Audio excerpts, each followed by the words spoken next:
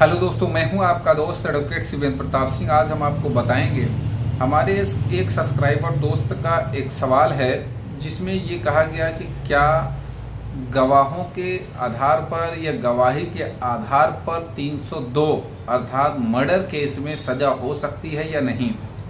तो ये सवाल इतना जेन्युइन है और इतना बेहतरीन है जिसके बारे में डिस्कस करना उचित लगा।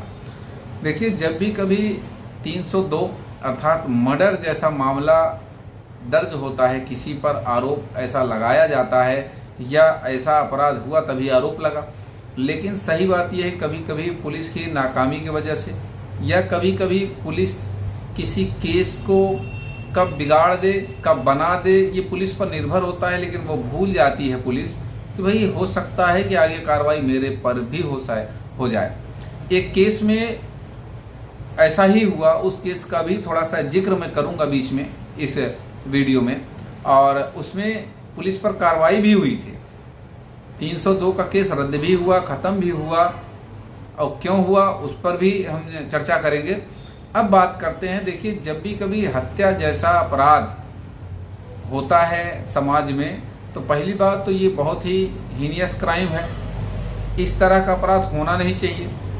अगर इन केस किसी भी कारण से किसी भी इंटेंशन से अगर हो भी गया तो इसमें सही जांच सही पड़ताल पुलिस को करनी चाहिए, लेकिन पैसों का खेल दौर चालू हो जाता है। पैसे लेन देन करके जो फंसा है उसे निकाल देना, जो बेचारा निर्दोष है उसे फंसा देना, ये पुलिस आम बात है पुलिस की।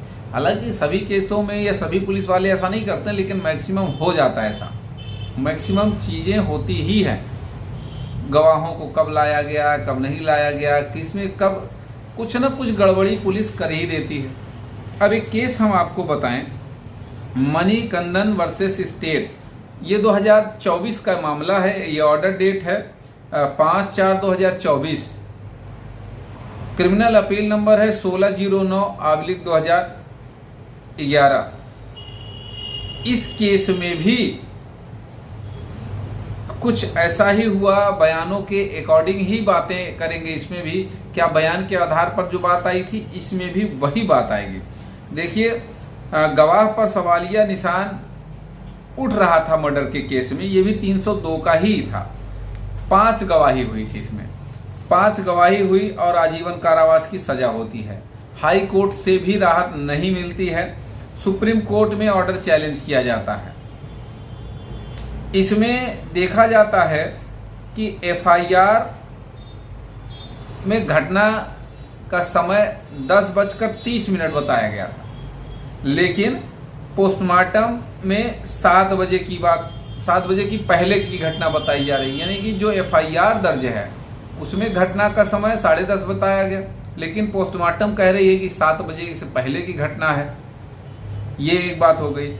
अब सभी गवाहों की गवाही और बयान को ध्यान दीजिए कि इसमें यह था कि 2018 2011-2008 को हुई थी गवाही, जबकि 19/11/2008 को सभी गवाहों को थाने में बुलाया गया था। कहने का मतलब ये कि जब 20/11/2008 को गवाही हुई थी तो 19 तारीख को सभी गवाहों को थाने पे बुलाया किस लिए गया था। इसका मतलब कि पहले उनको पढ़ाया गया। भाई 19 तारीख को पुलिस वाले पढ़ाए होंगे कि यही यही गवाही करना है, इसी लोगों के खिलाफ करना है, तो 20 तारीख की गवाही हो गई। तो ये गलती बहुत बड़ी गलती है और उन्हें पढ़ाया गया, ये माना गया कि दोषी के खिलाफ ही बयान देना है।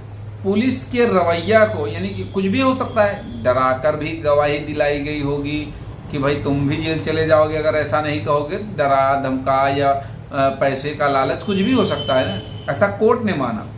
एक गवाह ने तो यह भी कहा था कि वह घटना स्थल पर नहीं था। उसके अलावा पुलिस केस की सच्चाई को मिटाना चाह रही थी, छिपाना चाह रही थी, कोर्ट को गुमराह कर रही थी, और पुलिस अपनी पावर का गलत इस्तेमाल करी। ये सब मैं नहीं कह रहा हूं, ये सब कोर्ट का व्यू था। दोषी को बरी किया गया और डीजीपी को डायरेक्शन दिया गया कि जो भी दोषी पुलिस वाले हैं उनके खिलाफ कार्रवाई हो। कहने का मतलब अब सोचिए न पोस्टमार्टम में कहीं कोई बात आई। जो आरोपी था उसके खिलाफ सिर्फ गवाही ही थी, सिर्फ गवाहों के बयान यानी कि जो गवाही उनके खिलाफ दे दी गई उसी के आधार पर उसे सजा हो गई। लेकिन अब सजा कहाँ तक चलेगी भाई? अगर कोई गवाही सिर्फ मुंह जबानी गवाही दे दे, हम ही कह दें कि हमारे ऊपर जो है ऐसा ऐसा हुआ, अब हम सही बोल रहे हैं झूठ बोल रहे हैं, ये तो ट्रायल का विषय है ना। तो ट्रायल में सही चीजें देखनी चाहिए। तो ना ट्रायल में सही चीजें, पुलिस ने जो मन में आया वो रिपोर्ट भेज दिया, जो मन में आया गवाही लिख कर दे दिया, तो सब मान लिया जाता है। केस डायरी में कुछ न कुछ कमियां रह जाती हैं, पुलिस वो कमी कर देती है, जिसकी वजह से फर्जी लोगों को बचाया जा सकता है, जो फर्जी फंसे हैं। बाकी भाई जो दोषी है उसे सजा होनी चाहिए, इसमें कोई दो राय नहीं।